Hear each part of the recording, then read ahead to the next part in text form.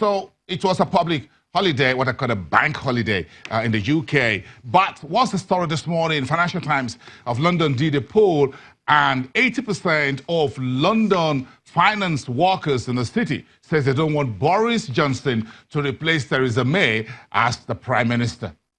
That's a big story. So this is the morning after. Juliana Olayinka is monitoring the whole London and UK markets for us here. Of course, one permanent eye on 10 Downing Street. So let's get Juliana into this conversation from our London studios. Good morning, Juliana. So let's start from there.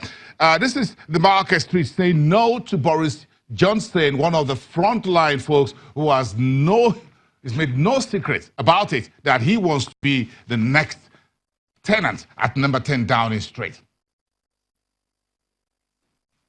Good morning, both. And gosh, it's a big question. Do the British public want Boris Johnson to become Prime Minister? I suppose it depends on what newspaper you read and where you live in the UK, really. This morning, you've quoted a poll, but the Telegraph had a similar poll, and he polled way above any of his close competitors. Dominic Raab, a fellow Brexiteer, was trailing in a distant second position. Similar results can be found in YouGov polls. 77% of Tory members agreed that Boris was likable, while 70% thought he was able to win a general election. And that's the big question. Some would say the stars are aligning for Boris Johnson. Others would say there's a curse that comes with being an early frontrunner. And many just don't want him to get the top job.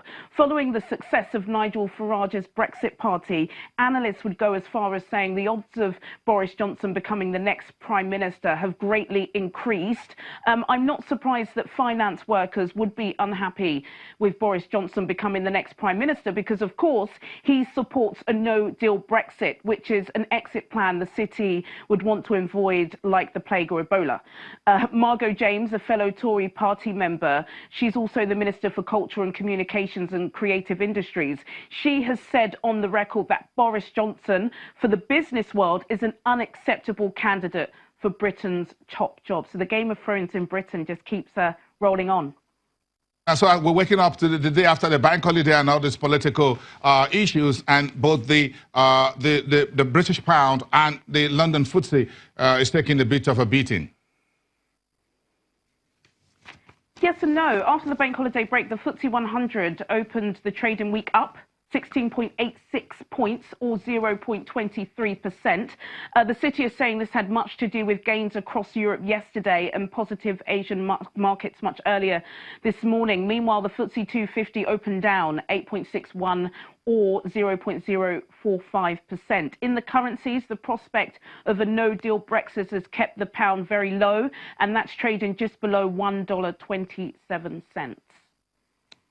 Juliana, thank you so much. Let's check in with you later in the afternoon to find out how the days are progressing and the rest of the week with all the issues at number 10 Downing Street and the Parliament. Thank you so much, Juliana Olayinka, a member of Channel's a team in London.